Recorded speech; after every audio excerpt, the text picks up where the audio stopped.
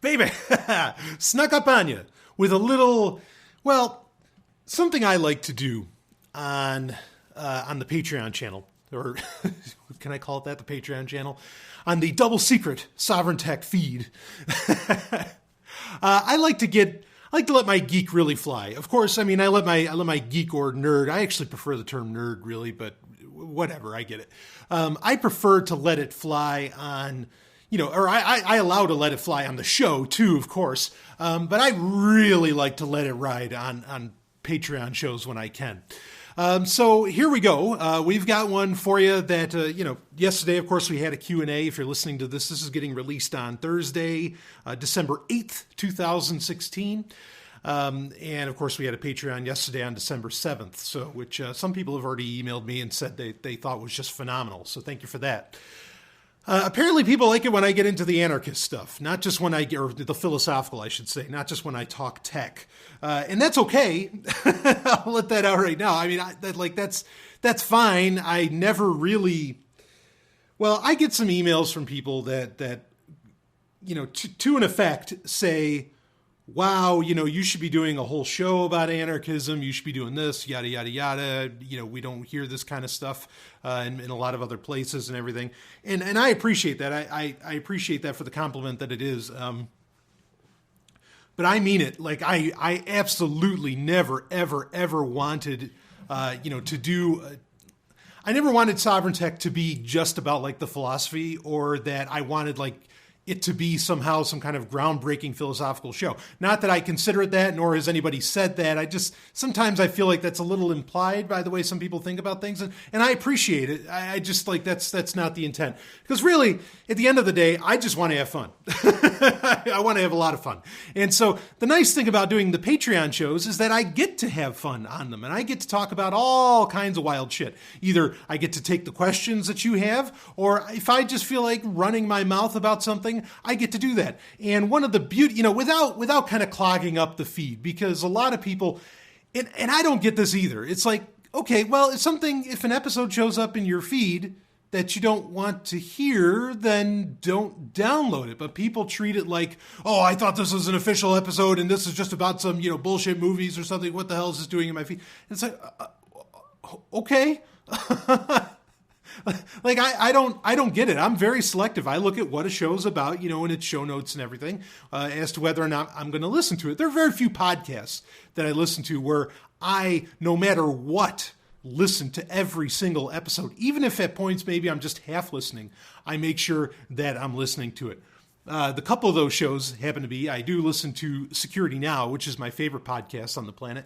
I make sure I listen to that every week. And if I can, on release day, even though it comes out very late at night. I listen to every episode of School Sucks. I listen to, of course, by my friend Brett Venat. And there might be a few others, but like definitely, and I listen to This Week in Tech pretty much every week, even though that one I can wait. Like, I don't feel compelled, I got to listen to it right now. Really, Security Now is kind of the one podcast where I'm like, I've got to listen to that. Internet History Podcast, I'm still playing catch up with that, but I do listen to every single episode of that when it comes out. I do listen to Jedi Council, Star Wars Jedi Council from Collider Videos. I listen to that every single week, the instant it comes out, I want to be listening to that. That's one of my great ways to keep up on Star Wars news. And I won't get into the Star Wars subject. I already did a little bit of a Star Wars update yesterday. But speaking of Collider Videos, that actually is kind of a nice segue here, because that brings me into why I'm doing this episode right now. So today, and they've been doing this here and there on Collider. Collider, if you don't know, is Sovryn Tech is high-impact science and tech news. Collider is high-impact entertainment news.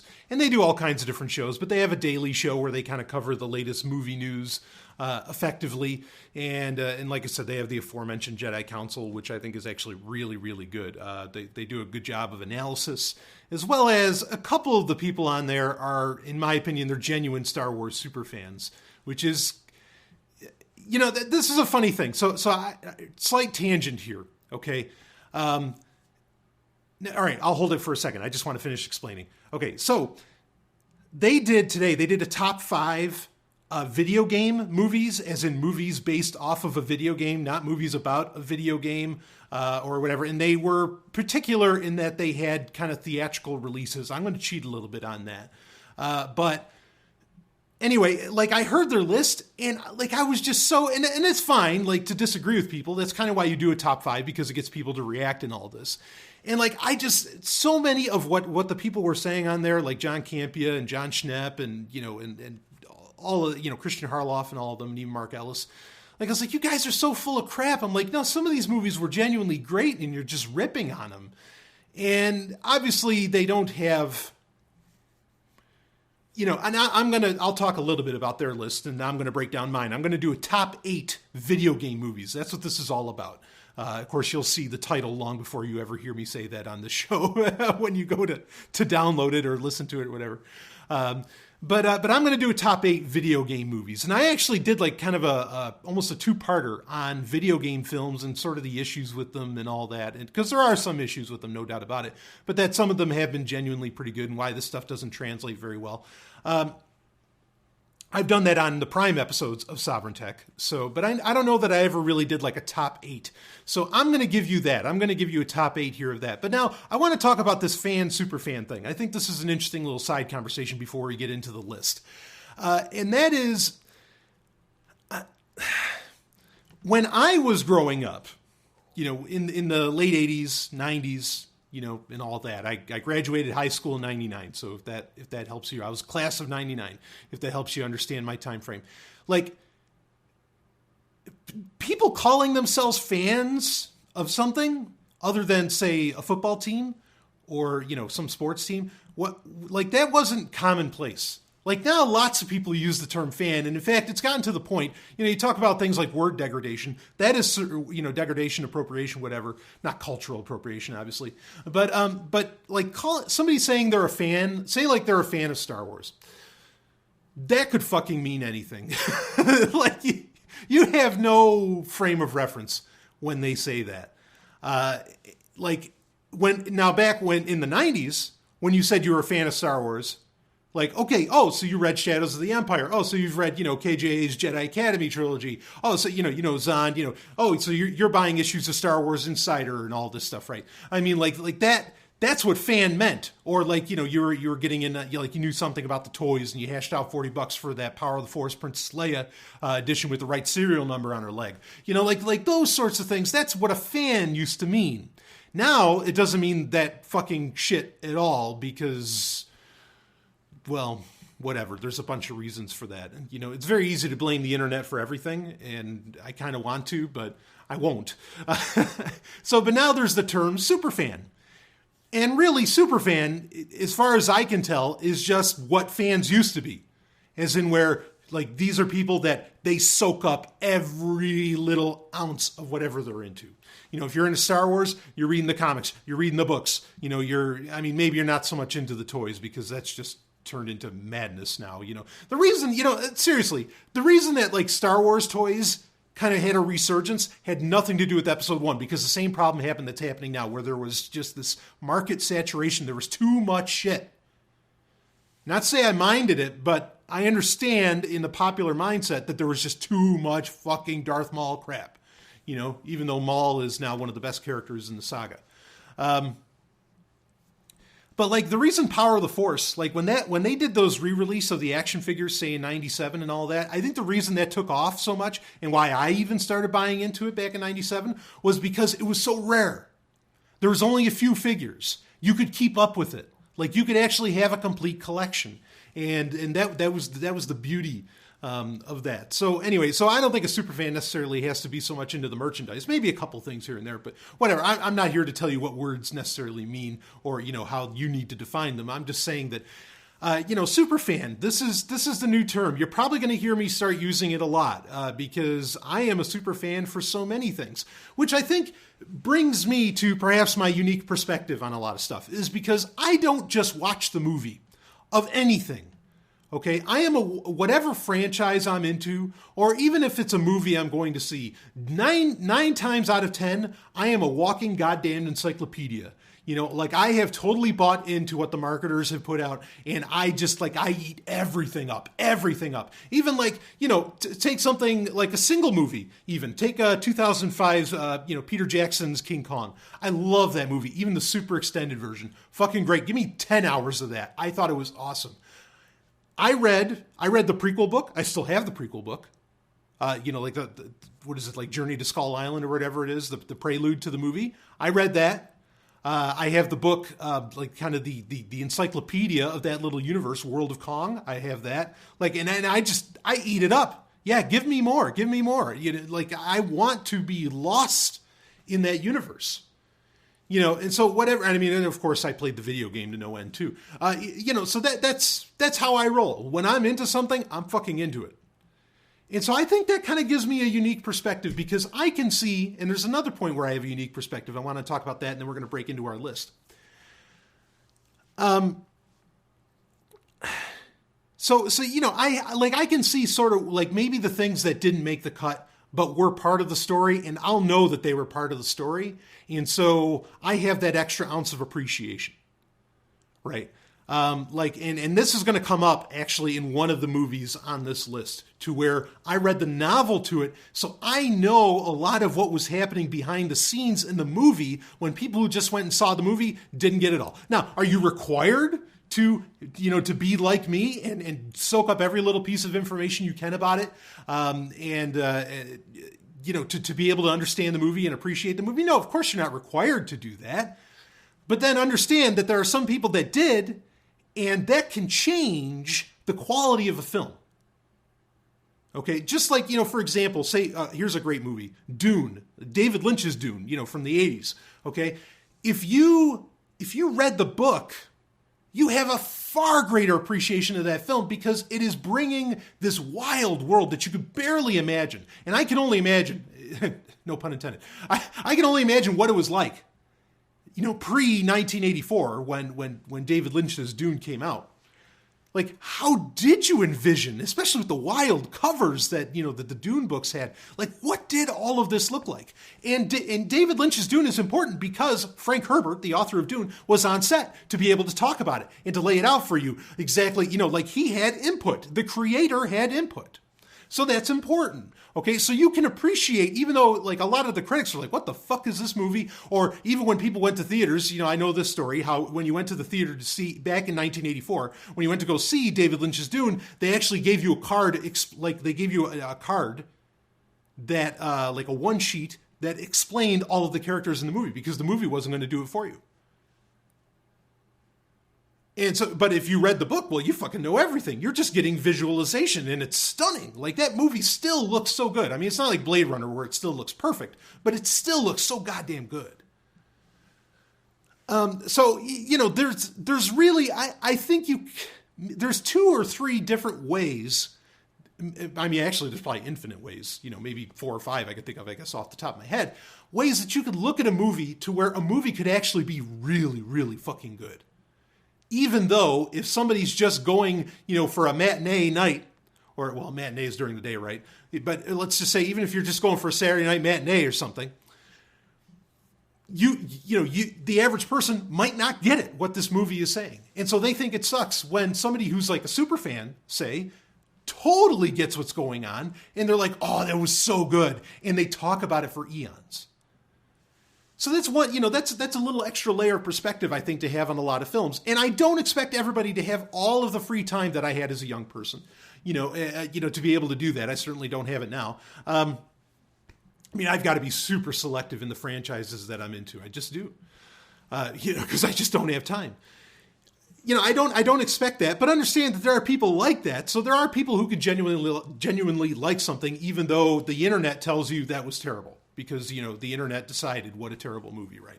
Or because Rotten Tomatoes, like, you can trust those fuckers. Even though Rotten Tomatoes is just an aggregate, it's not like an actual person, right? But anyway, so the other aspect that I can appreciate movies for, and then I promise we will get into our top 8 here. The other way, at least that I can understand it, And I'm not saying I'm anything special. I am not telling that to you. Okay. There's people that are like this. I guess there's people that are not, just like not everybody's Tony Hawk. Okay. Some people can skateboard really well. Others cannot. There you have it. Okay. So I consider myself, and actually I don't just consider myself, I have the judgment of my peers, and I hear it from lots of you, frankly, and I'm honored and I appreciate, all the kind words you send my way. I am a creative. Okay. I am a creator. I create things. I am good. I like to think I'm very good at telling stories. I don't have to say that. Other people will tell you that. You can go listen to last week's episode of Sovryn Tech, episode 202, and you have two lovely, wonderful ladies that will tell you, that I'm a good storyteller. Great. Okay, so let's take their opinion as is. Okay, so I can appreciate the creative process. I can appreciate what it takes. I understand nuance. And I understand the creator wanting to put in, very personal Easter eggs and things like this, right, into a film, let's say. And because of that, I think I get, and obviously I'm not the only one that does this, but I think I get a very unique, I have a very unique look, not unique, but I have a rarer look at a lot of films, because I can understand what what a creator was trying to do. And I can appreciate that. That doesn't mean he did a good job of it, but I can appreciate what somebody was trying to do and trying to get out there. And if you ever, if you decide to take a creative path in anything that you do and take it very seriously, I think you get you look on any form of media, of multimedia, entertainment, whatever, with very new eyes, very, very new eyes. And things change for you. You learn to appreciate this stuff in different ways. It doesn't mean it was done well, but you can learn to appreciate it, and that can create a fondness, a likeness for something that perhaps the rest of the internet doesn't like. So all of those things are things to consider, and this actually, this gives you insight into how I look at things, because I have those couple extra angles at which I look at every single thing, every little form of entertainment. Okay, you don't have to join me. There's nothing wrong if you don't do things that way, if you don't look at things that way. That's perfectly fine. Value subjective, yada, yada, yada, yada, yada. There's some objectivity, certainly, in entertainment. I think one of the easy objective metrics of entertainment is there a limit? Or what is the limit? How hard is the limit of how far a piece of entertainment can explore the human condition? Are there limitations on that? And if there are, then in some ways, objectively, something is, there is an inferior metric there objectively. Okay, for example, if you are watching something and for a fact, say because of who's making it or whatever, you have this, say you have like an adult saga of some kind, okay? If the characters aren't allowed to have threesomes, right? But then in another, say, competing franchise, I shouldn't say saga, but a competing franchise, they are allowed to have threesomes. Are there not limitations on the other franchise? Limitations on expressing, all the parts of humanity. So that doesn't mean that the other series is necessarily better, that the other franchise is better, but it does mean that objectively there are limitations on this other franchise, and so there's places it can't go, right? So, in minor ways, there are objective differences in something being, inferior or superior, or just having a lot more ability to parlay onto a screen.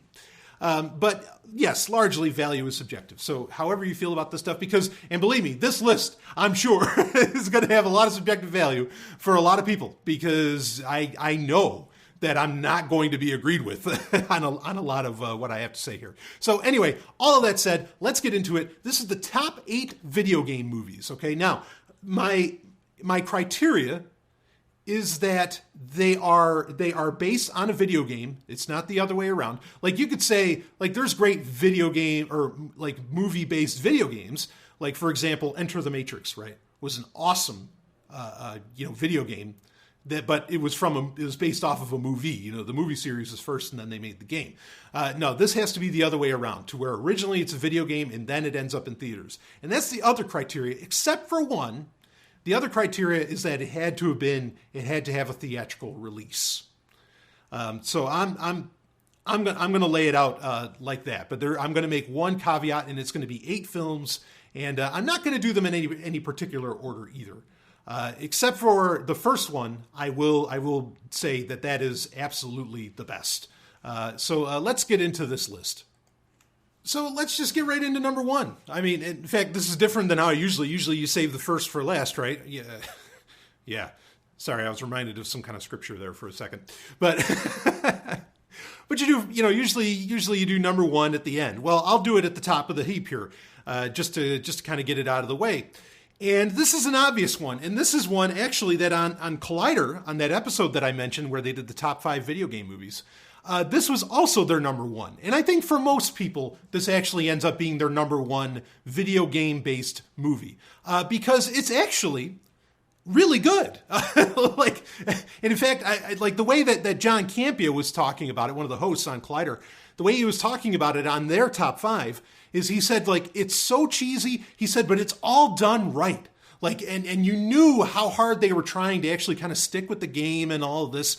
Like, it just delivered. And it had a great soundtrack, of course. Of course, the Mortal Kombat soundtrack is just, I mean, it's legendary. Like, it's legendary to the point of, it's like that kind of thing is almost a trope. The Mortal Kombat, the techno house and all that, right?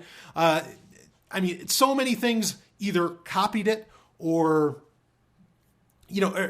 pay some kind of homage to it. It's cliche now, really, but how does any cliche come into existence? Because at some point somebody did a really good job of it, or they did a really good job of it being funny, I guess. But in this case, like, it really, really worked with with the movie.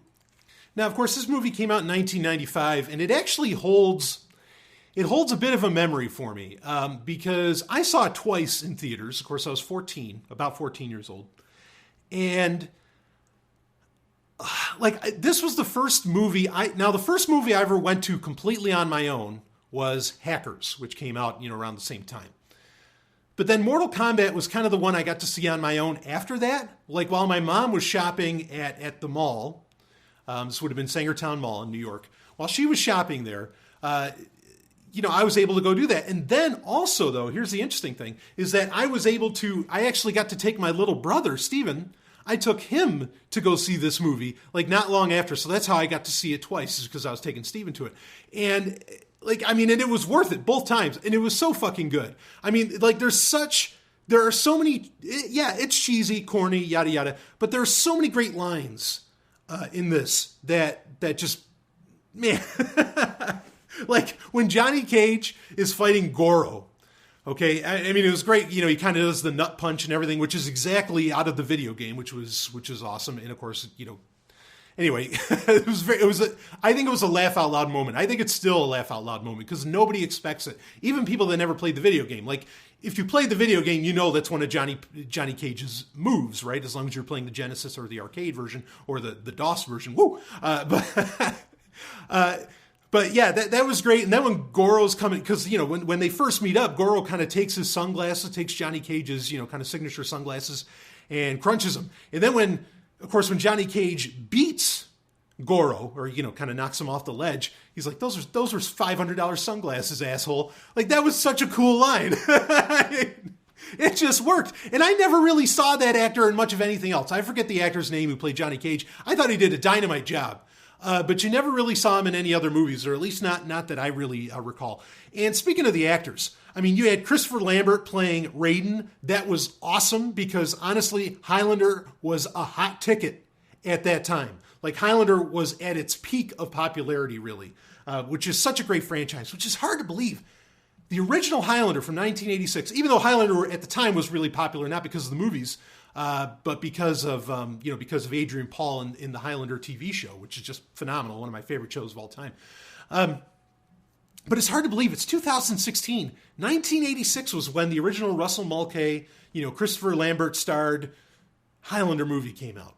Unbelievable to think that that's 30 years. That boggles my fucking mind.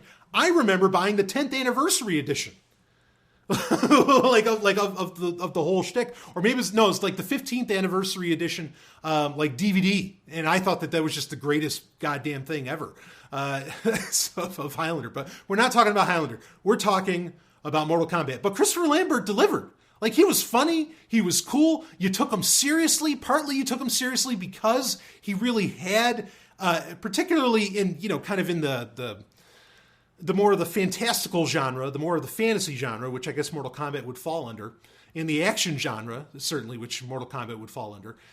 He had presence. He had the panache coming off of Highlander and maybe even some of the other movies he did, like Fortress and some of this other stuff, which had degrees of following, certainly. It's not Greystoke, but I mean, there was some following there at the time for Lambert. And then, of course, you had Robin Shou playing Liu Kang. He did a phenomenal job, and he would end up being in Mortal Kombat Annihilation as well. You had Kerry Tagawa, the great Kerry Tagawa, who is just a legend in really the entire speculative fiction kind of movie business. I mean, he's been in everything from Babylon 5 to Stargate. Kerry Tagawa was just all over the place. But him playing Shang Tsung, he brought Shang Tsung to life. Like, at any time you think Shang Tsung, I guarantee you people think of Kerry Tagawa. And he delivered the whole "it has begun." I mean, it's a line that gets used now, by everybody. It's part of the cultural lexicon, I guess you could say. Yeah, it was Lyndon Ashby that played Johnny Cage. And I don't know, I think I saw him in some Skinamax films, which I'm a huge fan of, but can't remember much else that he did. The gal playing Sonya, Bridget Wilson, very, very, she was just she played in a lot, like she was in some Adam Sandler movies. She played in a lot of, movies in the 90s where she was kind of the heartthrob. And because she was hot. I mean, let's just say it. She was fucking hot. And she did a great job as Sonya. Just tons of great actors all the way around. I really thought that the actors delivered all the way in this. And the director, this was not really the first film, but this is what turned me on to the work of actually my favorite director, Paul W.S. Anderson, who I am just a huge, huge fan of, and who may appear again on this list. Paul W.S. Anderson, of course, is well known for doing Soldier, another one of my favorite movies of all time, which is kind of a sidequel to Blade Runner. He did he did Mortal Kombat. He did the Resident Evil movies. He's done, just tons. He's done some terrible. He did the Death Race movies. He's done some terrible movies too. Don't misunderstand me.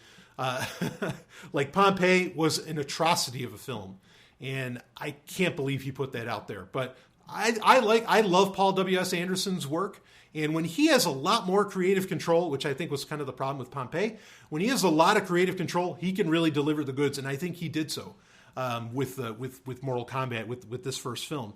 Of course, the music, again, we already mentioned that was just phenomenal. I mean, there was all the pieces were put together just right in the first, in the 95 Mortal Kombat movie. Now, interestingly, this movie was so popular, rightfully so, that they did get a sequel, and that was Mortal Kombat Annihilation. And really, the only person that returns for that is Robin Shou, to play Liu Kang. And I'll admit it, Annihilation, bad movie. Like, that might be the first time that, because it only came out a couple of years after, too. I don't know how they didn't get everybody else. Like, they even replaced Christopher Lambert. Like, what's the deal? And it's a shame because the first movie ended off, you see Shao Kahn at the end and everything, and it was, it ended perfectly. Like, it even had the great song from Orbital playing. Damn, that was good. And so, like, how they fucked it up so bad with the 1997 sequel with Mortal Kombat Annihilation, which also admittedly, it had a great soundtrack. I don't know. I don't know how that happened. I don't know if all the creative juices went elsewhere, because, not long after that, you had... they made, what was it, Defenders of the Realm. There was a cartoon. I remember it being on the USA Network. I don't know where else it showed up, but it was a Saturday morning cartoon. And it was actually Defenders of the Realm. It only went like a season. It only went like 13 episodes. It kind of had that action hour where it was Defenders of the Realm, and then it was the Street Fighter cartoon, which was pretty good too. But Defenders of the Realm was a great cartoon. And there was action figures for it and everything. Obviously, I jumped on those, back in 95. I don't think I stopped playing with action figures till like I was 16, 17. I don't know about you. I'd be curious to actually hear from you as far as like when did you stop playing with action figures? That'd be a great topic to bring up in Q&A or to bring up in a Patreon episode, is talking about like kind of action figures in the 80s and 90s. That'd be a hell of a conversation, because I was definitely into them at that point, and I didn't let go of them for a long time. And I still have a Duke Nukem action figure. Anyway, getting off topic. So you had the cartoon Defenders of the Realm, which was really good, which is a separate, it's a sequel, it's a direct sequel to the 95 Mortal Kombat film. However, it takes place in a different continuity than Mortal Kombat Annihilation, which is probably just as well. Like that's okay. Like if you didn't like Annihilation like I did, then just appreciate Defenders of the Realm, because it takes place right after the first film. And it actually kind of leads into Mortal Kombat 3, which is interesting too.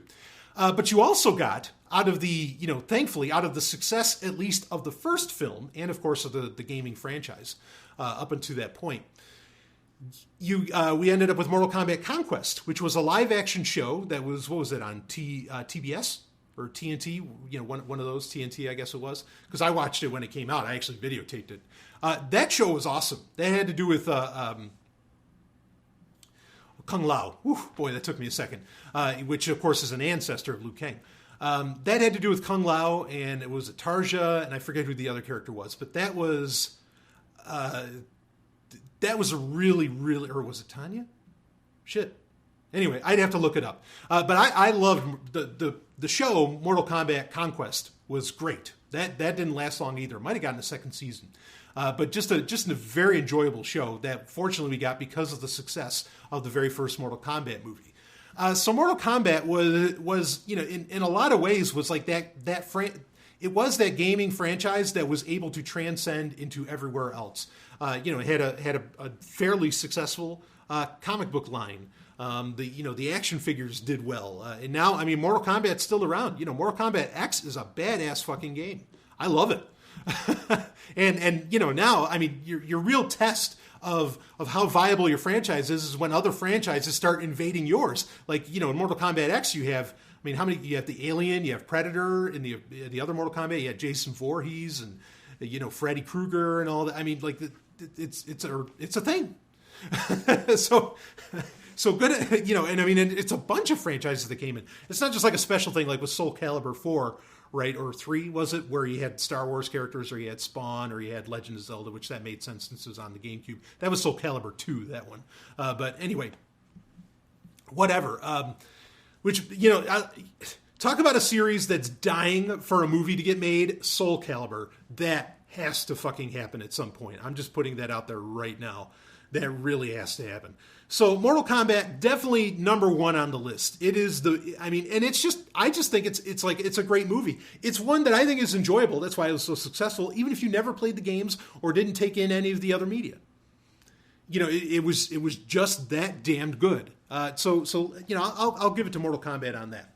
All right, so let's get into another one here on the list.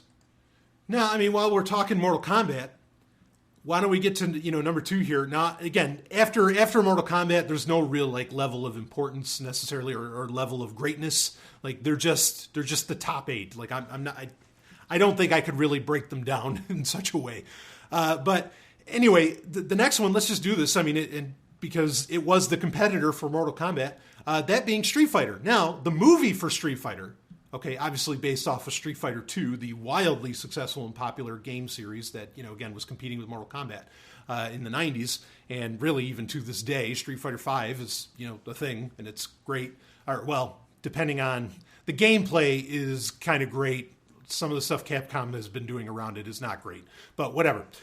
So the movie Street Fighter now technically got rushed and came out before Mortal Kombat did. Street Fighter came out in 1994. I did see this in theaters. Obviously, I didn't go alone since the first movie I saw alone was Hackers. But I went and saw this in theaters, and it was in theaters for all of maybe 2 weeks. Which today it seems like that's commonplace because there's so many movies to come out. Like they just keep running them through in your local theater. As to where at the time, a movie only being in theaters for 2 weeks was sort of unheard of back then. Usually you'd have movies that would be in for a month or two, if not longer. You'd have these really long runs in theaters back in the 90s and the 80s, and I'm sure before then too. So I kind of got the hint that a lot of people didn't like Street Fighter, just because when I would go to the mall, and I'd go to the mall all the time, it wasn't there for long. That was kind of my hint. And of course, this is the Jean-Claude Van Damme, vehicle. Like, he was kind of the main star here. And he was, I don't want to say he was in his waning days, because this came out just after Hard Target, which was a success. Which, by the way, they just came out with Hard Target 2. I'm a huge Jean-Claude Van Damme fan. I mean, I am a huge fucking fan. I watch all of his stuff, even his direct-to-video stuff. I think it's great.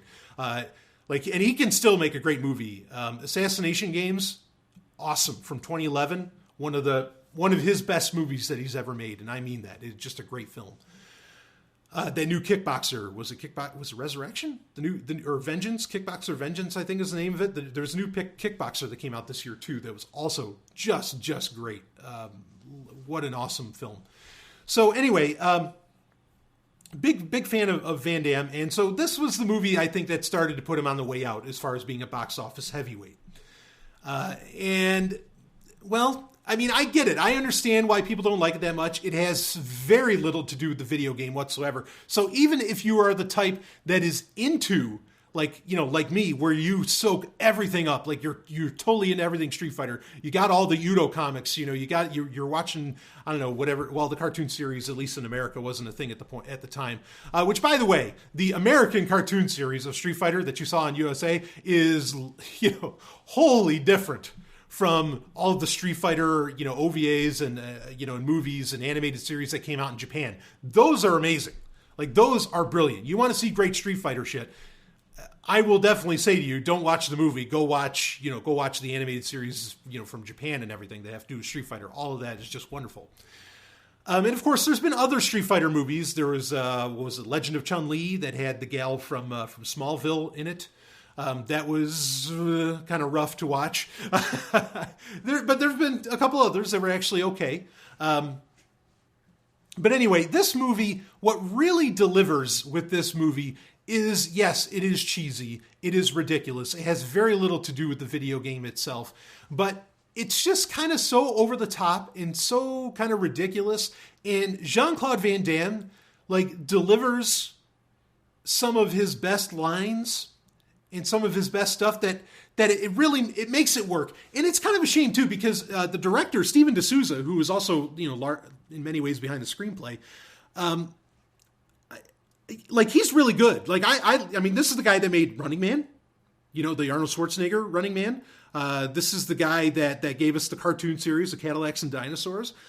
Steven D'Souza, I mean, has been a big part of a lot of things you probably love if you grew up in the 80s and 90s.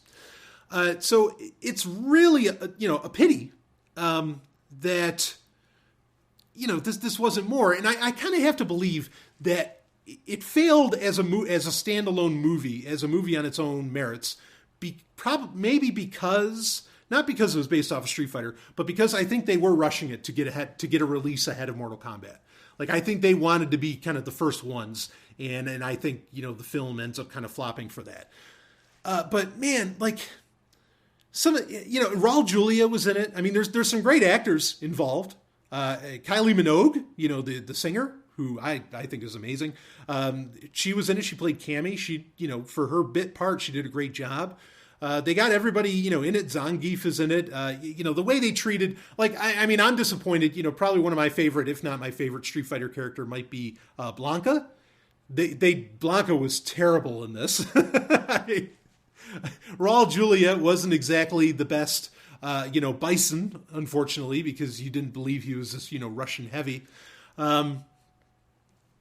Chun-Li was fine. I thought she did a pretty good job. So this was totally, off of, the only thing carrying this movie, let's just face it, was Jean-Claude Van Damme. But he had enough star power and enough, force of personality, I think, at the time, to really carry it, to make what was in it cool enough. I mean, I'll give you not all of them, because there's so many great lines in it, but I mean, some of the best lines, when the UN, the representative from the UN, says to him, "Have you lost your mind, Colonel?" And just because Van Damme is, he's playing the character of Guile in it, Colonel Guile. And he just he just points at him and says, "No, you lost your balls." It's so good. Or then the speech that he gives where, like, because the UN says, okay, no, we're going to pay Bison's ransom and all this, so, you're not going to go invade Bison or anything. The speech he gives is so good. I mean, it's cheese, it's status cheese, I know, but it's so, the whole thing, who wants to go home and who wants to go with me? I mean, it was so cool. I could quote the whole film. Like, I watched that so many times just because Van Damme, he just carried it. He just delivered. He was so badass in the film, even though the film around it was pretty rough. He still made it happen. So it holds a special place in my heart, and I put it in the top 8 easy, just on Van Damme's performance alone. Like, because a movie can, enough that can happen. Otherwise, there's not a whole lot to go on. I've watched the movie countless times. I really have. When the DVD came out, I was all over it. I was so excited about it. And, actually watching the making of it and all this, I mean, it is pretty fascinating stuff if you can ever see it. Now, there was a video game made based on the movie, and what's ironic is is that the Street Fighter, the movie, the game, which I think it came out for Sega CD, was they pretty much, instead of it looking like Street Fighter 2, where it's all the pixel art and everything, they went with the Mortal Kombat model. Okay, to where they made it look like, where they were doing the like kind of the motion capture, art for the game, where it looked like real people and all that, just kind of digitized.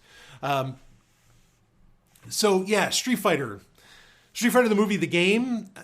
I mean, it was glitchy. It had its issues. I don't mind them like getting into that. In fact, I thought it was interesting that they were like moving into Mortal Kombat's kind of realm.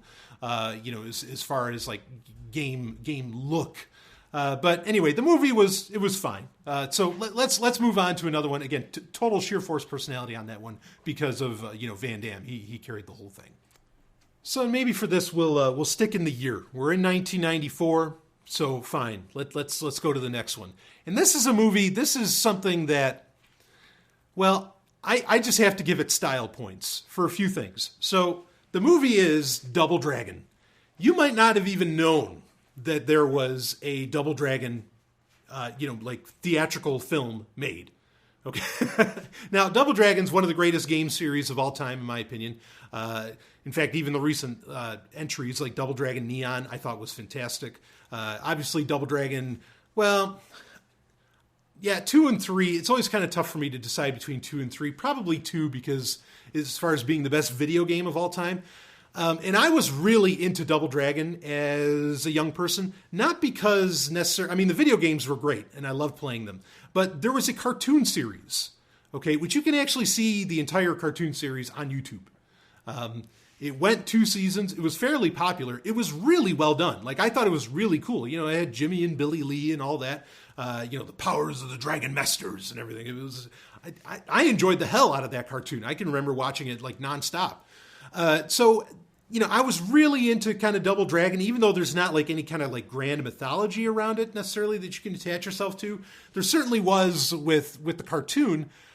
With the movie, now the movie is a very, very different animal. It had was it Mark Dacascos was in it, and then you had Scott Wolf. Now Mark Dacascos, a lot of people might not know, but Scott Wolf, people would eventually know because he was very famous on a show that was popular in the 90s called Party of Five, which I don't know if anybody remembers that. If you don't, good for you. I try not to.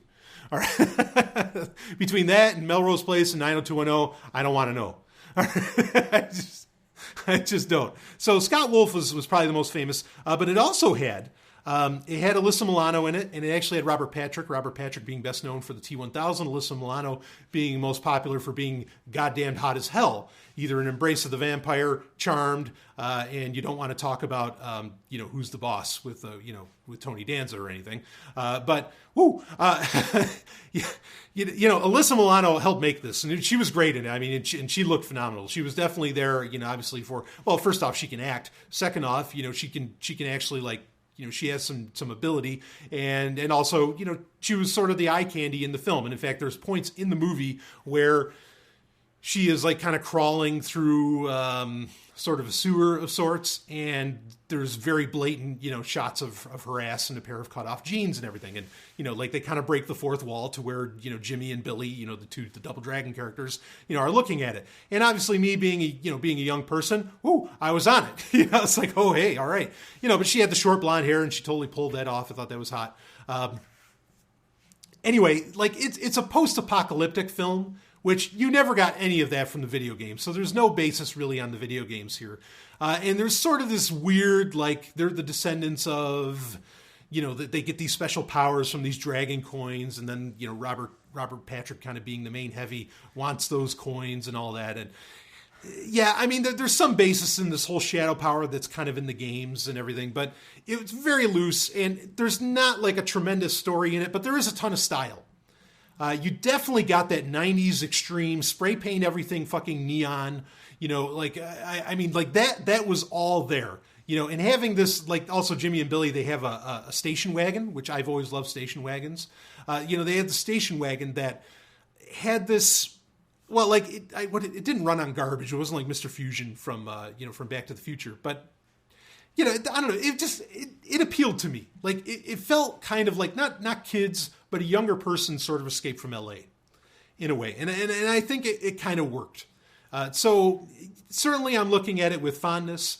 But it had a couple things going for it. Like, I actually, at the time, personally, I really sort of liked the whole, young people, kind of having their own hangout in a post-apocalyptic world. Young people meaning like 18 or whatever, but younger people, obviously not adults. I kind of appreciated that. And Alyssa Milano didn't hurt at all. So Double Dragon, I'll put that out there for 1994. I mean, that was another one. I don't think it might have played for a weekend. Okay, in upstate New York when that came out. Like I said, how Street Fighter only played for a couple weeks. It might have played for a weekend. But again, this is a movie has practically nothing to do with the video game. As to where really the Mortal Kombat, like I said, actually did a hell of a job trying to introduce all of the elements, even the different stages and everything, for the fights and all that. So Double Dragon, yeah, I'm gonna put it up there. I mean, and honestly, folks, there aren't a whole lot of video game movies to begin with, and certainly most of them are, usually made by Bull, and that's terrible. like they're so bad. So whatever, Double Dragon, I'll give it to it at least for even like trying at the time. Like you almost want to give it the credit just for actually getting a theatrical release in 1994. I mean, now anything could get fucking made and released. Who cares, right? But back then, you sort of had you had to have a little something extra, and obviously Double Dragon had it. So I enjoyed the film. Anyway, let's move on to another one. And we can fast forward on this one a little bit, and this one's going to be a little bit of a cheat because it's not exactly live action. It did get a theatrical release. I understand why a lot of people don't like this movie. Like, I really get it, the one I'm about to describe. And this is from 2001. But I think I mean, this movie could definitely get labeled as notorious because a lot of what happened around the film is really changed things. Like, I think if you're a gamer, or certainly if you're into science fiction in general, like the release of this film changed the world. And really things, we could be living, especially in the gaming world, we could be living in a very different landscape right now if this movie never came out. And the movie is Final Fantasy: The Spirits Within. I know, there's a collective laugh being had by all the Sovereign Tech Sweaties. Like, what? and I mean, I'll defend this movie as actually being a good movie. Like, it's not like Double Dragon where I'm like, yeah, it has elements that make it good, but it's not really that good of a film. Or like Street Fighter where, yeah, I enjoyed it. I thought it was a lot of fun, Street Fighter is a lot easier to defend than Double Dragon. But anyway, this is one where I will defend and say, no, I think this is a genuinely very good film. Boring? Sure. But so the fuck what? Like, how many things aren't boring? Like 2001. You're going to tell me 2001 isn't a boring-ass movie? Of course it is. It's all the style. Right? I mean, yeah, there's, Kubrick does a good job with some of the intrigue and in keeping you guessing and kind of keeping you hooked. But you kind of get that with this movie too. Not to say that this is in any way comparable to 2001. Okay, but so it's not action packed, big fucking whoop. I really don't care about that. And what really made Final Fantasy: The Spirits Within popular, okay, and what caused it to fail, I can describe both. What made it popular, of course, was at the time the Final Fantasy series was at an all-time high. I mean, it's still on a high. It's been riding a high since the PlayStation, right? With Final Fantasy VII coming out, that's definitely what allowed this to get made. Was that Final Fantasy VII was such a huge fucking deal, and people didn't expect it to be as big as it was. That wow, they're riding high. They made Final Fantasy VIII, which I love. And they're like, well, we could take this right to the movies. But what Squaresoft did, and at the time it was Squaresoft, it was not Square Enix, okay, which, what ended up happening is that Enix, which were the creators of the very, the equally popular, in fact, some would argue in Japan, more popular, Dragon Quest games. So this is before that happened, but this is actually what led to Enix buying Squaresoft. But anyway, so Squaresoft, they're like, we're going to go all the way. We are going to take all of our graphic ability to the next level, okay? And we are going to make shit so lifelike. This is going to change everything. We are going to make it hard for you to tell the difference between CGI created characters and actors, and live action actors. And they really shot for that. And with some of the characters, like what was the lead character's name? Aki Ross, right? Was she the main one? I mean, that was the plan, is that she was going to be photorealistic. And she had, every strand of her hair, she had pores, 10,000 pores on her face. This was a huge deal. In fact, I bought the art book, and like I said, when I get into something, I go deep. I went all out with this one. And there was a beautiful art book that was made that described a lot of and showed off a lot of how they were able to make, just the lifelikeness of this movie. Now, it didn't deliver exactly, obviously, but it was unique in what it presented. Okay, with the graphical ability. I mean, they were shooting for as close to photorealistic as possible, and I think they largely came where you were going pretty much 100%. This needs, this is an original character, but they need to look, super photorealistic. It might still be sort of the closest anyone's ever really gotten. I know that now they do motion capture, and, you could watch the opening to Gears of War, and boy, it looks awfully photorealistic and all that. But there was something special about how Squaresoft was doing this.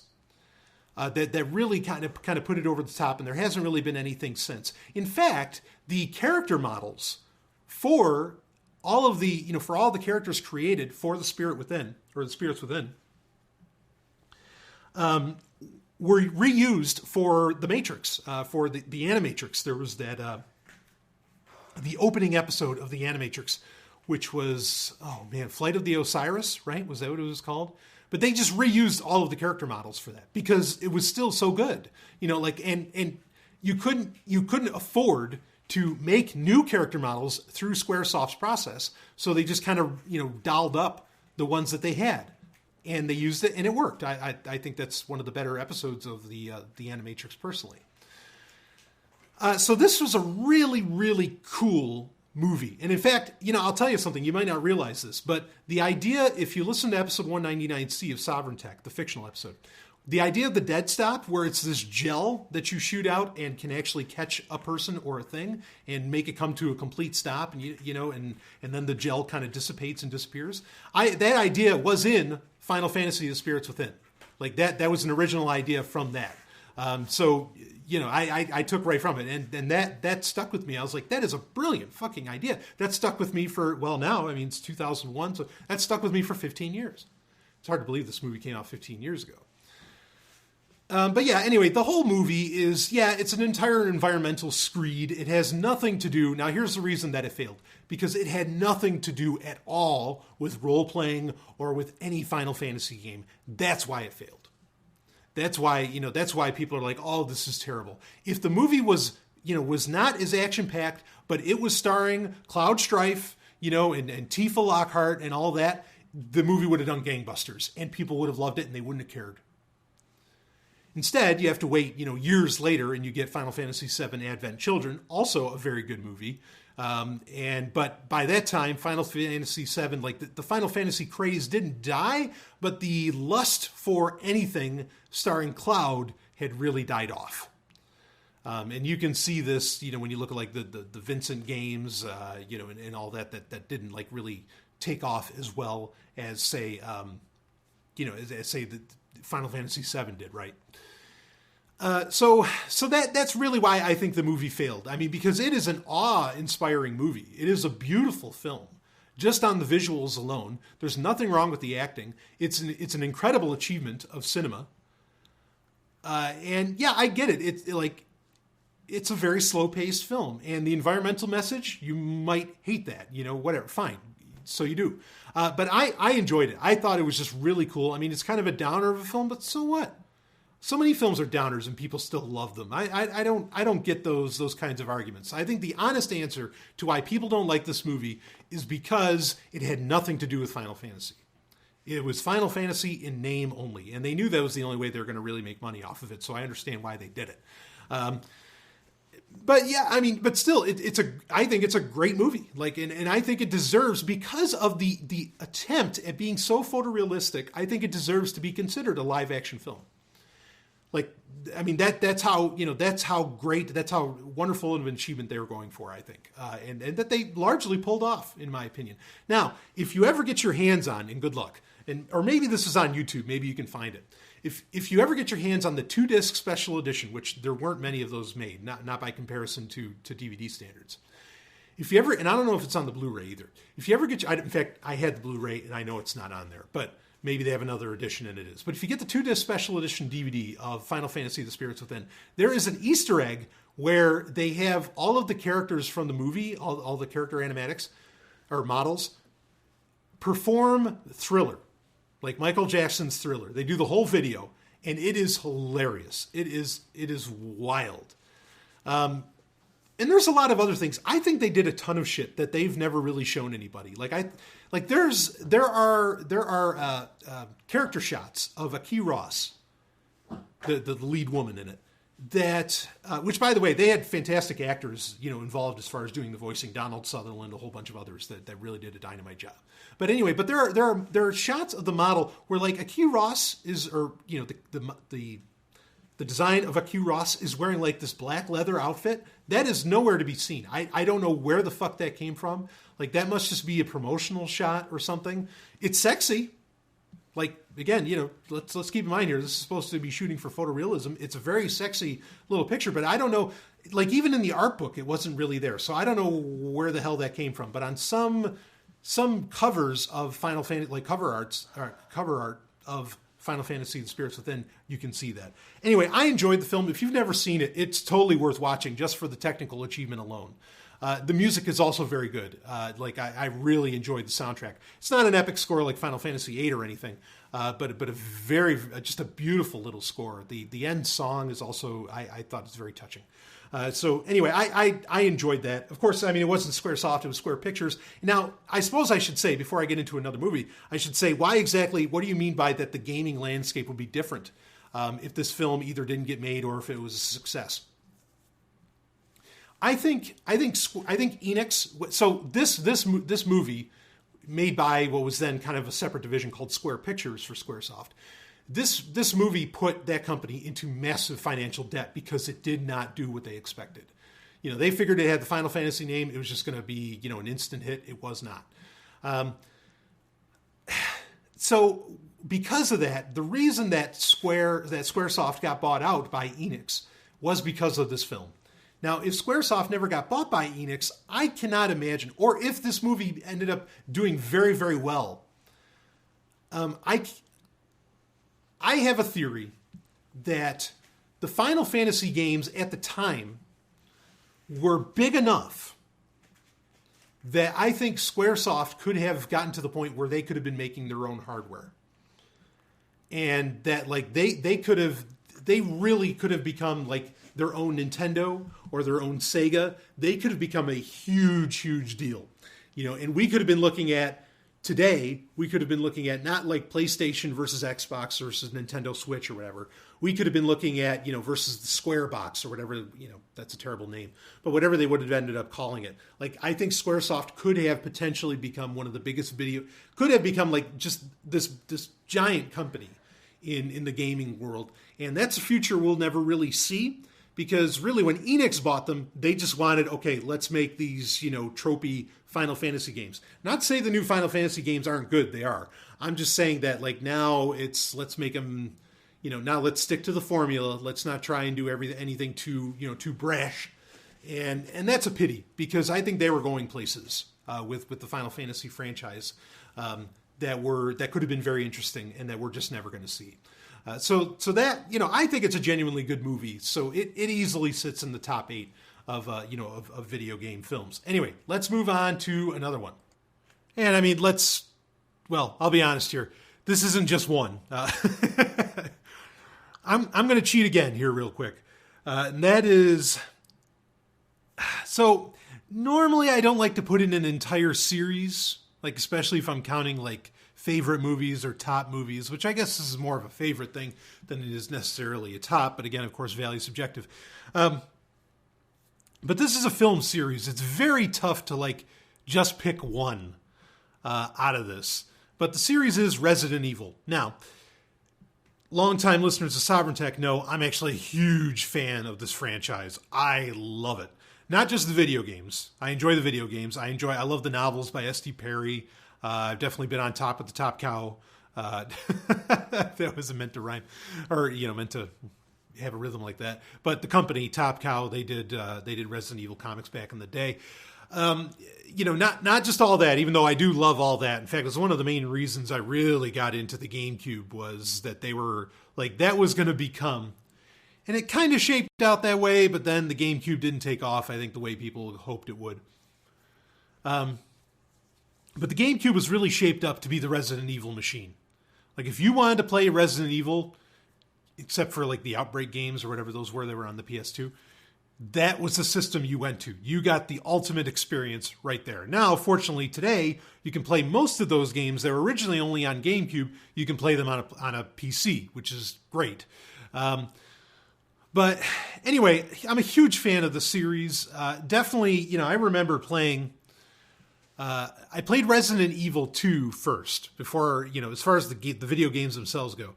I played that first before I actually played the first Resident Evil. And in fact, I've never played... So the Resident Evil games, originally there was Resident Evil, and then which is the first one, but then they came out with Resident Evil Director's Cut, and supposedly the Director's Cut took out a whole lot more. I've never played the original Resident Evil, just never have. It's not that big a deal, because really up until the remake that originally came out for GameCube, I mean, if you could play Resident Evil 2 and then you could play Nemesis, it was like, well, just fucking stick with those, right? I mean, they're so damn good. The first one doesn't offer that much greater of an experience, and the story, you could kind of get the story other ways. So, not a big deal for me to ever have played it. I don't know that I'd ever take the time now, certainly. But anyway, the movies, on the other hand, is a different story. The first movie was, and I know I've talked about this before on Sovryn Tech, but it is so artsy. Like, I mean, it is such a stylistic film. Now, also made by Paul W.S. Anderson, who made the movie that is definitely the number one on this, top on this list, which is Mortal Kombat. The whole series is pretty much written and directed by him. Like, I mean, it's all his game his bag, and I love what he does with it. So the first one, when it came out, when I saw it in the 90s, I went to theaters and saw it. And I just remember saying, I was like, this sort of feels like the first movie of the MTV, like really the first movie of the 90s, like MTV generation. Because there was constant flashbacks and cuts and like just sort of the way the narrative got expressed and the way that you learned more about, Milla Jovovich, her character. The way you found out about a lot of that, like it was very different. It was very, very clever.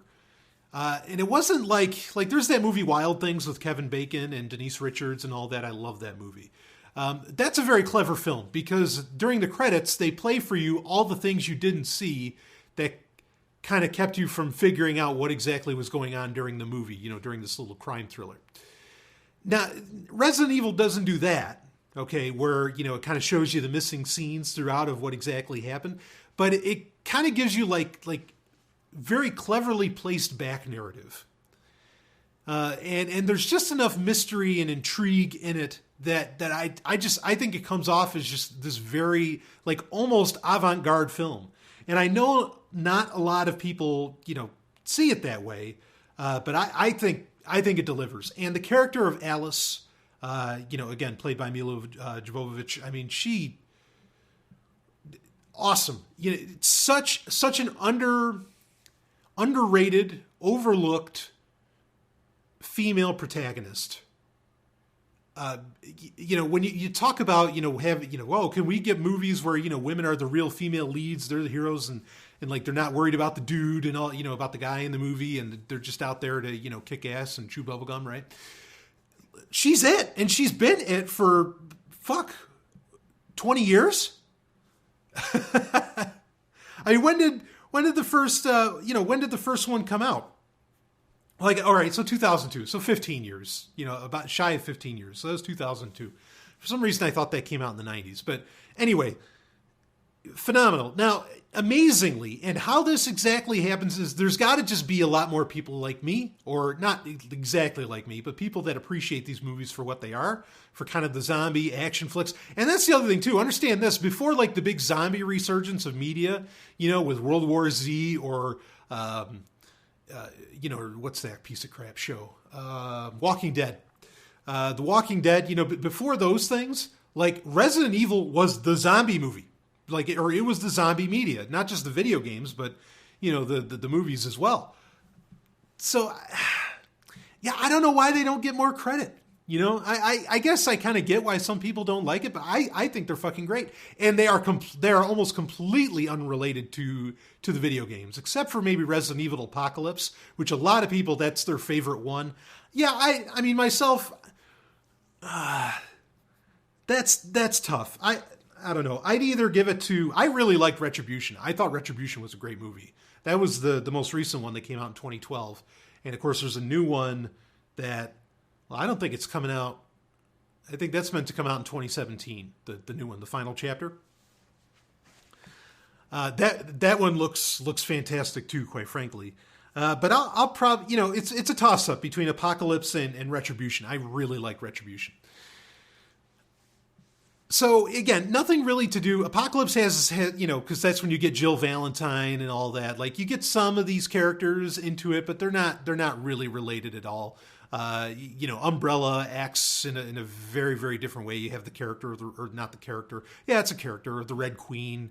There's a lot of clever stuff. That was another thing too. The first Resident Evil movie in 2002, like that had some really unique ideas. Like the way, I mean, everybody kind of remembers that one hallway where the Red Queen is setting up the trap and she has the lasers. The Red Queen's this computer program that runs the hive.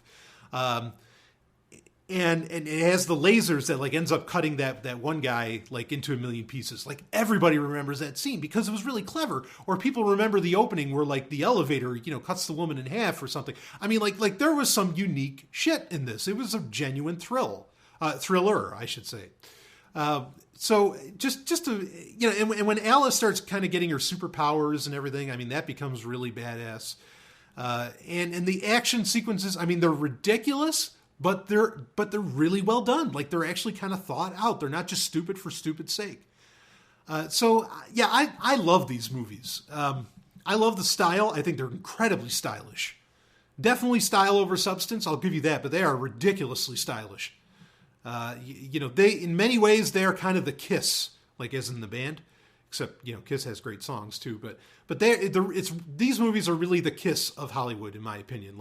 There's just so much style, panache, and class in these movies, and a lot of really unique ideas that I think they stand up. They stand up very well on their own. They don't have to, forget about the games. I mean, yeah, they're kind of, they're working with the T-virus and all that, sure, but even without the video games, I would watch these movies endlessly. Now, of course, there are, what are there, 2 or 3 now? The third one, did that come out? I'll have to look into that.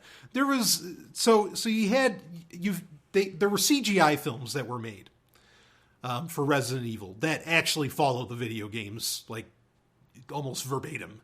There was Degeneration, and maybe the other one was De-Evolution, and I think there's a third, or maybe I'm getting them confused. I know they're making a new one. I just don't know if it had come out.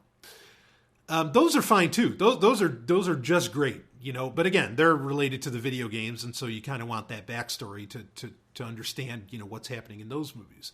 But the Resident Evil movies with Mila, I mean, just you know, those stand totally alone. They do a fine job, you know. Yeah, you're not getting like any epic narrative or any epic message or something like that when you watch them, but they're just fun. They're lots and lots of fun. And there's, in my opinion, tremendous action involved, which I find lacks in most zombie media. I generally don't care much for zombie media anymore. Talk about something that's saturated. You know, so really Resident Evil delivers. I'm looking forward to the next one. And I really wish, honestly, I wish they'd keep making them. I think it's incredible that there's like 6 of these damn things. And each one of them went to theaters, you know, and each one of them did a little bit of bank. And I was really hoping, like, I love the end. Spoiler alert, folks. I mean, it came out in 2012. But I love the end of Retribution where they're on top of the White House and, like, Wesker's president. Like, I know there's no way the next movie's going to pick up after that, but fuck, I wish it would. Because I thought that was hilarious. I mean, but that just, you know, went to show. Don't take these things that seriously. And I guess I wonder, like, are people able to I don't mean turn your brain off, but for lack of a better phrase, are some people able to actually turn their brain off and just have a good time and like appreciate something for being ridiculous and over the top? I think I'm starting to think people can't, like, and maybe this goes to people's inability to separate fantasy from reality. Like all the people, you know, that hate Duke Nukem, it's like, no, I mean, if you're coming from a feminist perspective, yeah, I can understand why you don't like Duke Nukem. Okay, believe me, I get that. All right, but I'm just saying, like, you know, you can't just like turn it off and say, this is hilarious. This is so, like, talk about a hodgepodge of parody. This is incredible. Like, you can't see it for that. Come on, you know. So whatever. If people can't, you know, if people can't like just say, yeah, I just want to see some dumb fun. You know, like, well, I guess, yeah. I don't mean to be judging. If you don't like the Resident Evil movies, you don't like them. There you go. I don't want to get into the whole thing about, you know, like some kids were able to get out of childhood with their, you know, with their imagination still intact. But I'm just not going there. Not going there. So I get it. Not everybody has to like every movie. You know, I really don't like look. It's just. The way the critics talk about these movies, like, they totally miss the point. They totally totally miss what Paul W.S. Anderson is trying to do. They don't understand. Just like with Jupiter Ascending, right? Like, that was a movie where I remember what the critics said. Why are there suddenly these bees? Hello, it's a queen, royal jelly. And also there's a historical concept, like that bees, I mean, were like a symbol of royalty in Earth's history. Like, okay, so here's the problem. Critics, you're stupid. Okay?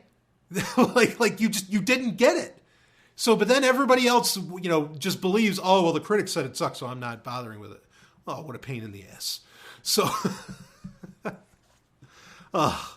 anyway, I'm not saying people that don't like Resident Evil are stupid, okay? There's people who don't like Star Wars, and they sure as hell aren't stupid. Like, I understand their point, what they want out of a certain type of media. That's fine. Okay, but then understand that, like I said, people can want different things out of media. Okay, and, well, there you go. So, all right, so we did the Resident Evil movies. I think we covered that well enough. Like I said, probably the best one would be either, you know, it'd either be Apocalypse or Retribution, though we'll have to see how the final chapter goes. You better believe I'll be doing a review of the final chapter when that comes out. And I think that's next year. I think that's 2017. So let's move on to another movie here. And this is one that I actually did review on Sovryn Tech. And that is Warcraft. So I'm not going to spend a lot of time on this one because I already did do a review of it for a Prime episode of Sovryn Tech. Duncan Jones made this, who Duncan Jones is, of course, the son of the late, great David Bowie. Duncan Jones, he also made the movie Moon, which is one of my favorite movies of all time. I absolutely love that film. Duncan Jones is good at what he does, in my opinion. Like, this guy has vision when he does things. I think maybe he didn't exactly, like, how to put this? It's funny because Warcraft, the movie Warcraft, which, just came out, like, it is a movie of an impressive scope and scale. Like it is a huge movie. But here's the odd thing with that, okay? That while it is a huge movie, and like I said, it's very good. I enjoyed the hell out of it. I think there was a lot to love about it. But as far as what I didn't like about it, like, it was a huge film, but I don't think Duncan Jones knows what to do with things of that scale. You look at his previous movies, and, like, they usually take place literally inside of rooms, like, or in very cramped spaces. He's used to, like, a lot of control of the surroundings. I think that's my opinion. That's my take. And so he didn't. While the movie itself was pretty grand in scale and scope, I don't think he's the kind of guy that's able, at least not yet, to take advantage of the scope of the grandeur that Azeroth offers you, that the Warcraft universe really offers you. And so that was sort of where I think the ball was dropped. Some of the characters were a little weak, sure, but there was a lot to like about that movie. Like, I got it, and I actually like what Christian Harloff, Warcraft was also on their top 5 list on Collider, as far as top 5 video game movies. I actually like what Christian Harloff said. He said that, he says, I didn't like the movie, but I knew that after I saw it, I was like, yeah, I want to see more of this. I want to see more. And that's kind of and he said he's never really said that about any other video game movie. So I agree with him on that. It's like, yeah, I want to see a lot more of this. Like, there's and they concentrated on the wrong time. I think they should have, they should have been, the timeline that they should have been covering would have been like Warcraft 2 or Warcraft 3, as far as like what they should have brought to life. That would have been a lot more interesting. As far as I know, I think we're going to get more Warcraft movies because it did crazy bank in China, like crazy. Even though it flopped in the U.S. I'll be there for the next one because I really liked what I saw. I thought it had a lot going for it. I thought it was fairly sexy, even though, like, I mean, definitely a little confused and tame in some respects. But, and I could think of a million things I would have done different with it. But at the same time, there was a lot to like in that movie. And just to see, just to kind of see Azeroth come to life, even though, like I said, I don't think Duncan Jones took full advantage of it, was incredible, And I can get into a movie for that. I can appreciate a movie for style, and for, like, bringing to life things that you're probably just never going to really see, or not just probably, but what I mean by that is like, I enjoyed, and I know people disagree with me on this, I enjoyed the shit out of Gods of Egypt. Actually, I talked to one other person in New Hampshire here who he said, and this is a very discerning man, he said he loved that movie, and he knew that I did, and so we kind of struck up conversation about it. But yeah, I love that movie, partly because just, when do you get to see, like, the grandeur of Egypt on such a scale? You don't, you never really, I mean, you can't, like, so it was so cool to see that. I mean, there's more to like about that movie too, but, and so getting to see Azeroth and a lot of that, and I'll admit, kind of the main female lead orc character. Yeah. I was kind of feeling that. Like, I was like, well, nice work. That's no small feat to make an orc kind of that sexy. But anyway, the character was always sexy in the games anyway. But regardless, so like I said, I don't want to spend a ton of time on that one. But Warcraft definitely belongs on the list, just because I really hope there's more. I think that there's a very good chance that, like, a couple movies in, that we could really have a very special franchise on, movie franchise on our hands. So I this is the thing. This kind of goes back to something I was saying in the beginning of, can I appreciate what the creator was trying to do? Can I appreciate the potential of what was being shown? Yes, I absolutely can. And I want to see more, of that. And I know there's more, and I know there's a lot more going on. And my brain can kind of fill in the blanks as far as, that's something I do too. Like whenever I watch a movie, there's a lot of times where like in my head, I'll add scenes. Now, that's not a great way to gauge a movie, right? But I'll add scenes where it's like, oh yeah, this happened. And then this happened, and it sticks within the continuity of the film. Certainly, I make sure of that. But, I'll spice things up in my own mind. Speaking of a movie that I kind of did that with, in that, I could tell stories around this one. I could tell stories, baby. On this list, if I were to choose one on this list, that, and we've got one more after this, and then we're done. If I could choose a movie on this list that maybe I'd put in the number 2 slot, this would be the one I'd put in the number 2 slot. So I'll put it in the number 2 slot. So you got number 1 and you got number 2. Okay, and everything else is number 3. Number 2 is Wing Commander. Woo! Woo! I love this movie. Was I biased going into it?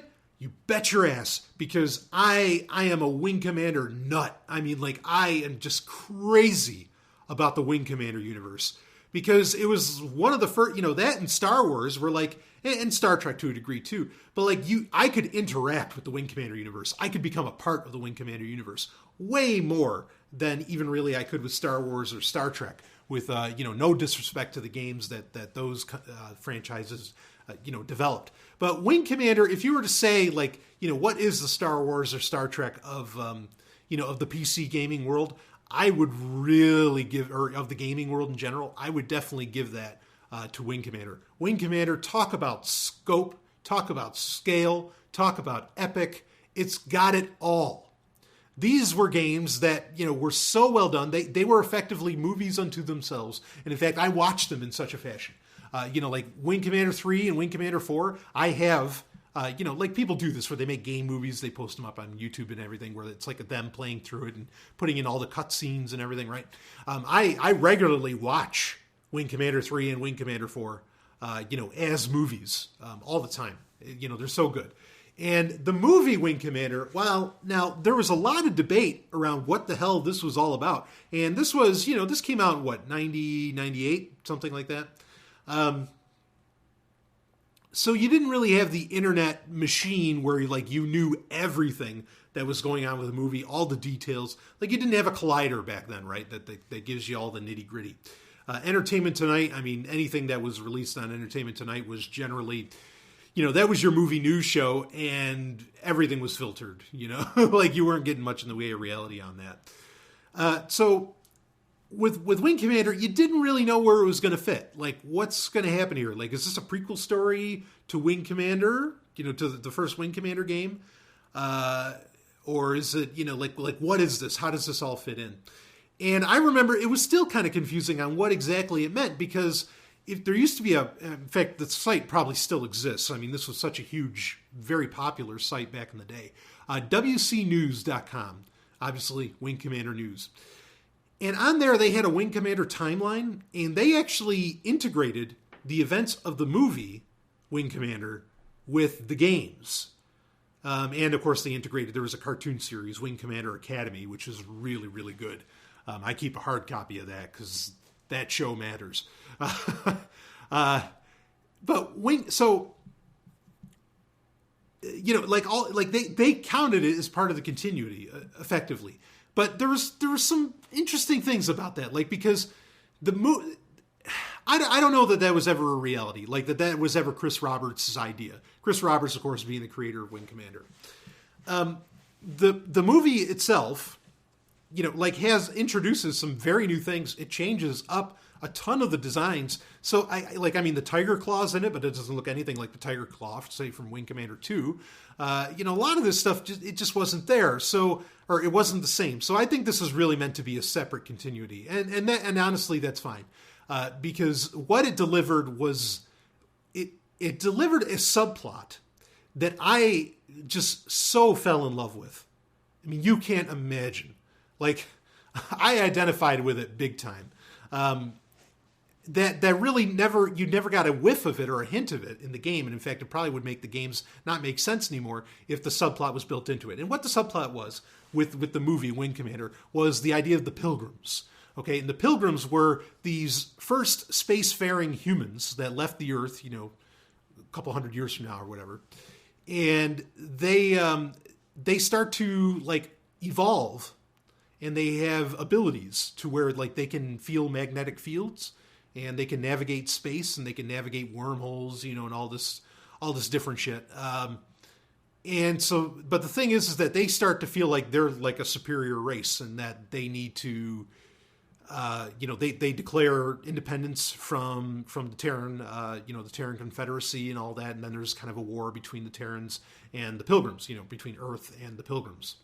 Just a fascinating subplot that the movie doesn't go into deeply enough. But you find out that in this, kind of the main character from the video games, that being Christopher Blair, is a Pilgrim in the movie and is played by Freddie Prinze Jr. And then you have, of course, Maniac from the games that which is, Blair's kind of best friend, played by Matthew Lillard, which those two were kind of the hot item during the 90s, right? Because of Scream and all that other shit. So you had that, and you had David Warner in it, who he played Admiral Tolan, which was originally Malcolm McDowell. I can't imagine why they didn't bring on Malcolm McDowell. It just would have made sense. But whatever. David Warner did fine. The main thing here with this movie, it was kind of your standard, sort of space action fare in a way, but there was that. Here's where, like I was telling you about how, what was the creator trying to parlay? And like, can you see what they're trying to say? Is there more to this movie that you're kind of just getting hints at, but are there, that it's part of the story? All of this is true for Wing Commander. Chris Roberts, he definitely had like a big plan in mind. He was definitely looking to make a trilogy. And you can really appreciate the movie a whole lot more if you read. So there was a trilogy. It actually didn't exactly work out to be a trilogy. But Peter Tellep, who is an author, he's done a few different things for various franchises. But anyway, like he wrote the books for Descent, the video games Descent, which I love those books.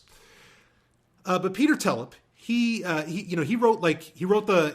novelization for the movie, and then he did Pilgrim Stars, which was a sequel, and then he also wrote Pilgrim Truth. But the thing is Pilgrim Truth never actually got published, but you could get it online. Like you could get like kind of the rougher draft, and it's great. It's a fucking awesome book. Pilgrim Stars is an awesome book too, and the reason that these books are so good is because, you're getting more of that story. You're picking up on that subplot that you knew was so cool in the movie Wing Commander, which was, the story of the Pilgrims.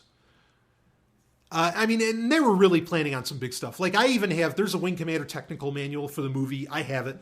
When you read the novelization for Wing Commander for the movie, there's a ton of scenes cut out. There's other subplots that just aren't even like in the film, even though some of it was filmed. We do know that. It's kind of a miracle that the movie even got made and that it even ended up in theaters. In fact, really kind of its claim to fame was that they were playing the episode 1 trailer before it. So, which is kind of fitting because who played Christopher Blair in the video games? Mark Hamill. So, if you got Luke Skywalker, this is effectively, Mark Hamill property, even though he wasn't in the movie. Well, shit, it just makes sense, to play something Star Wars in the opening. Speaking of the opening, that's the other thing, too, with this movie. One of the greatest soundtracks ever made. Just David Arnold and Kevin Kiner, which Kevin Kiner, his work now is famous for, he scores all of all the animated Star Wars shows. Like he does the Clone Wars, he does Rebels, and he does great work. Like the music is great in that. So Kiner, really like, earned his chops doing Wing Commander, and boy did he, because that is just top floor soundtrack. The opening theme is so goddamn good. It's worth it for the soundtrack alone. So, but the movie, just like, you could tell that there's so much going on that you're getting hints of, and when you start to realize what those hints are, when you start to put all that together, you really start to love the movie, because then you're like, oh yeah, but this is going on. Oh yeah, there's this, and then like when you read the books, when you read Pilgrim Stars and Pilgrim Truth, like you can't imagine not having the movie. Maybe the book fleshes things out better, and the book is somehow better. So maybe you just want to end up with that book, but that is one of the best book trilogies I've ever read. Like, bar none. Peter Tellup's a hell of a fucking writer.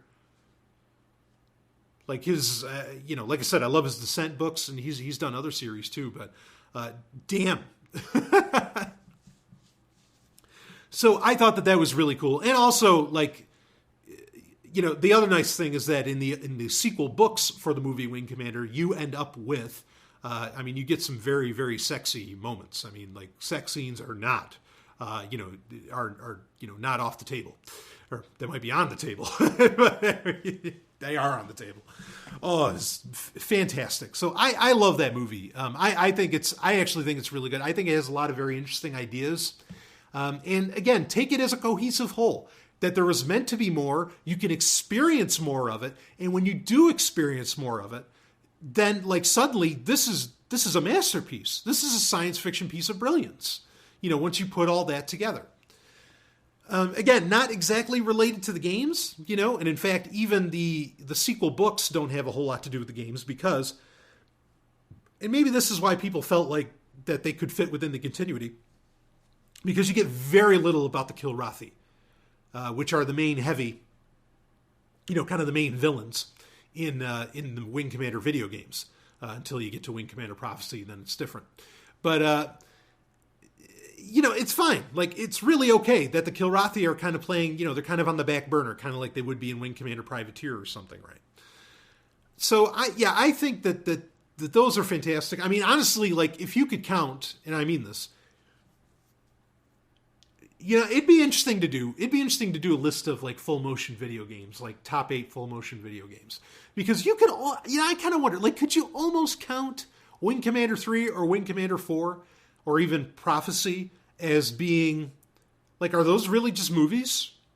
They're interactive, but they're just movies. I mean, they didn't get a theatrical release, so no. But I mean, Wing Commander 4 had full sets. Like, this wasn't all green screen or anything. Like, this was a major production. This is just like making a film. In that case, I think most people would agree that probably Wing Commander 4 is the greatest video game movie of all time. Like, if that could get counted, then that would win. Like, that would easily beat Mortal Kombat, actually, because just the tremendous acting. Malcolm McDowell. Who played Biff? The guy that plays Maniac in it. I can't think of his name. Something not Brown. Tom. Whatever, I can't think of it, but the guy that played Biff in Back to the Future, he plays Maniac. He was great. Mark Hamill obviously is great, and they even had porn actresses playing parts in the Wing Commander games. Seriously, actual porn actresses. It was great. You had Brian Rhys Davies, or John Rhys Davies. Sorry, not Brian. I was thinking of Brian Blessed. Those two guys confuse me all the time. John Rhys Davies was in it. I mean, you had everything to make it. So after a fashion, Wing Commander 4, The Price of Freedom, is actually the single greatest video game movie ever made. How about that? Especially with Black Lance. Oh, fuck yeah. That was so cool.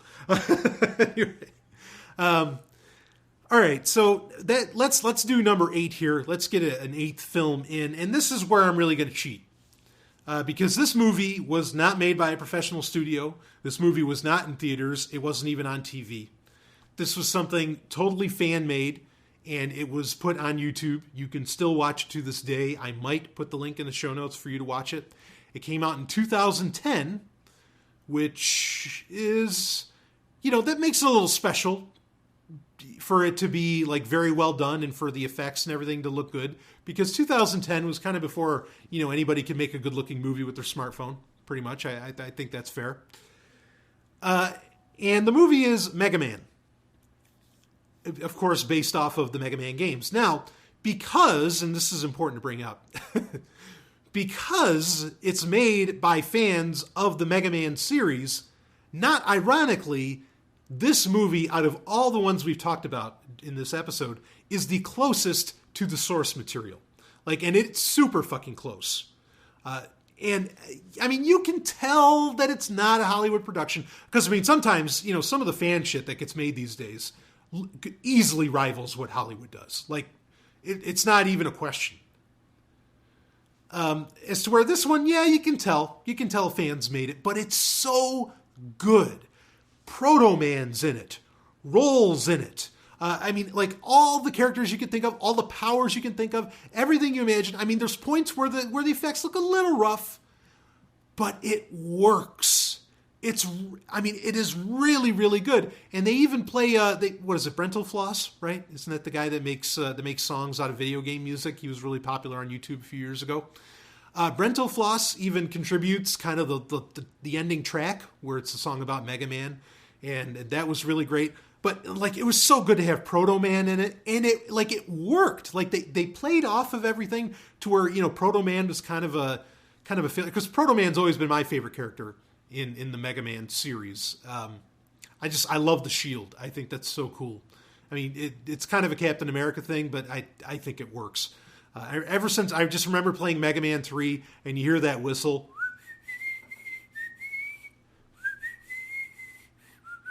I can't whistle right now, but anyway, that's you hear that whistle, and you knew who was going to beam in, and there was Proto Man, and it's like, oh fuck yeah, this guy's serious, and he's red, it's not the blue bomber. Oh, so good. So anyway, this movie, no big name actors whatsoever. There's not a whole lot to talk about. Again, the production level isn't top flight, but the heart and the adherence to kind of the canonicity to the game series, to the source material, the fidelity to the source material, and just for doing an actual a really good story. It was a genuinely good story. I got to give it to it. Slow. I remember after I watched it when it came out in 2010, and I did a slow clap. I was sitting at work, and I was just like, fuck, holy shit. It's like somebody made a good video game movie, which is kind of what we've been talking about this whole time. But what I mean by that is somebody made a video game movie that really stuck to the source material, that really tried to make it like the games as much as you could. And boy, if somebody gave this guy a budget, that movie could have done would have been doing six figures in 2010, probably big time six figures. Because I just thought it was just that well done. Great script. So I'll see if I can put the link in the show notes for it. It's a movie I keep around. I have a movies folder where I keep all my movies and everything on a hard drive. And there really aren't many in the way of fan films that I put in that. But this is one. Yep.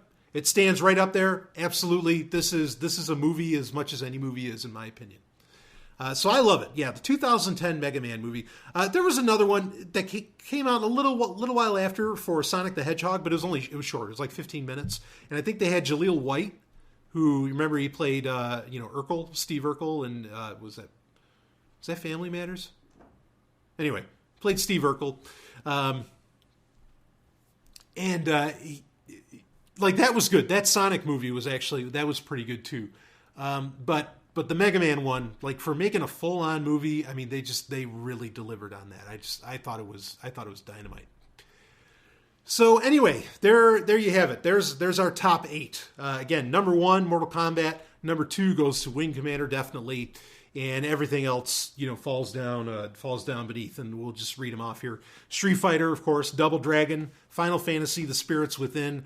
If I could count, Advent Children would have made this list if it fell under kind of the criteria, because I really enjoyed Advent Children as well. The Resident Evil series, the whole thing, again, it was either Apocalypse or Retribution being the top ones. Warcraft, and of course, like we were just talking about, the 2010 Mega Man. I hate to call it a fan film. I'll say the independent production. It's so good. Now, there's obviously been others. There was the Mario Brothers movie. Yeesh. That's one of those ones where, because I think everybody thinks that I'm just some kind of contrarian, and I like everything that people hate. That's just not true. Everybody hates Mario Brothers. I hate it too. Don't worry. I'm totally with you. It was terrible.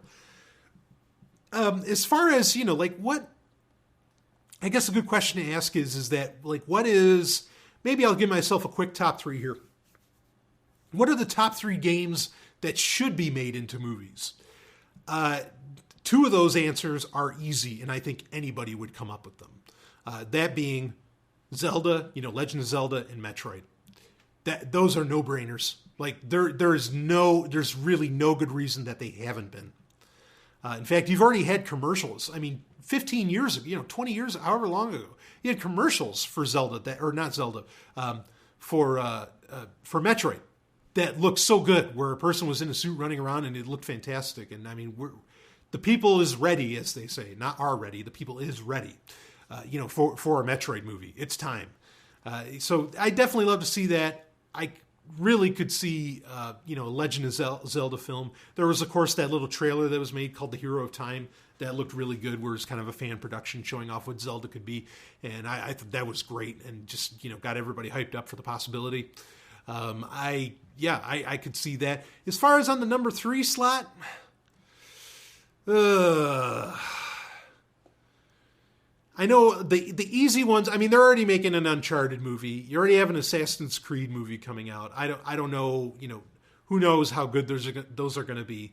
Both of those might end up like Prince of Persia and just be terrible films. This is a tough question. What is the third one I'd go with? I know a lot of people want to say Metal Gear Solid.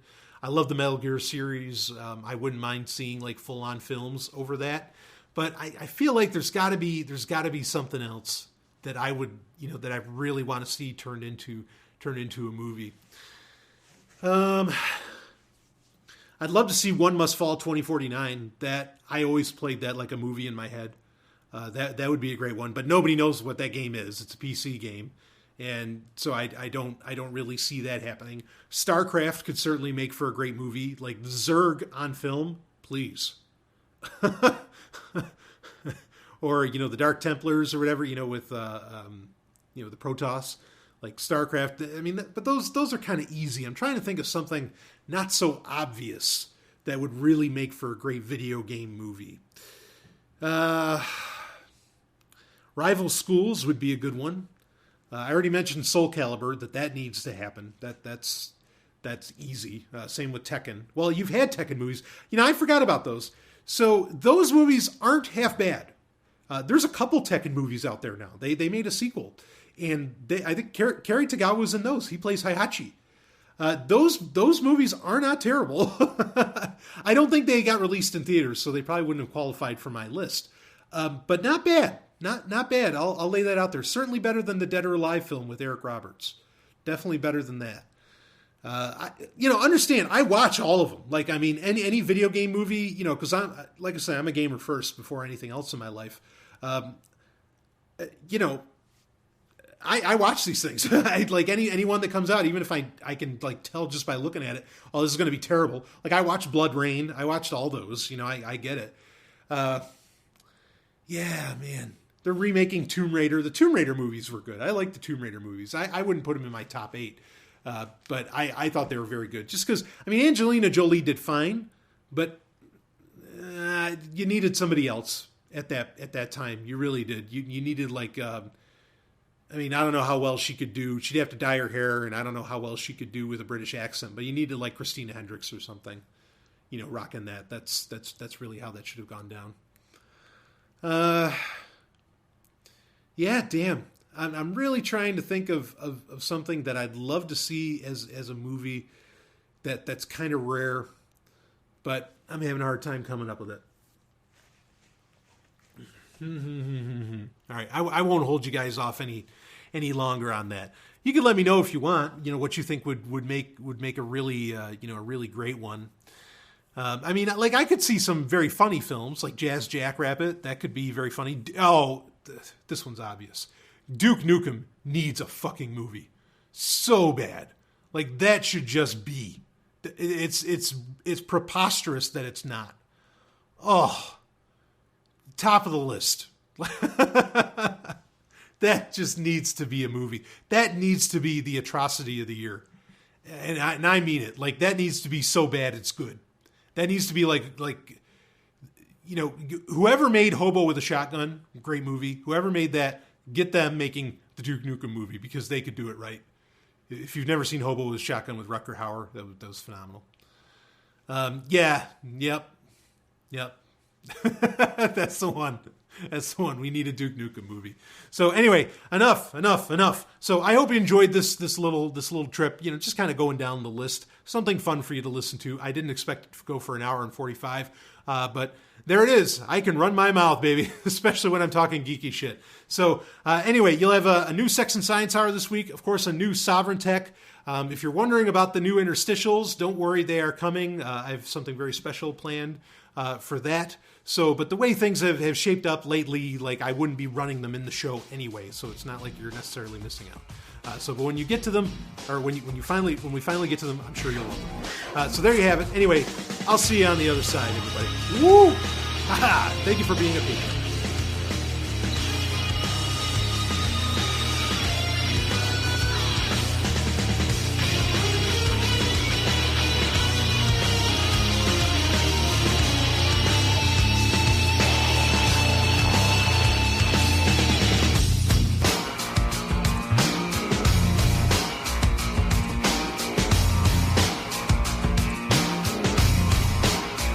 You just experienced Sovryn Tech.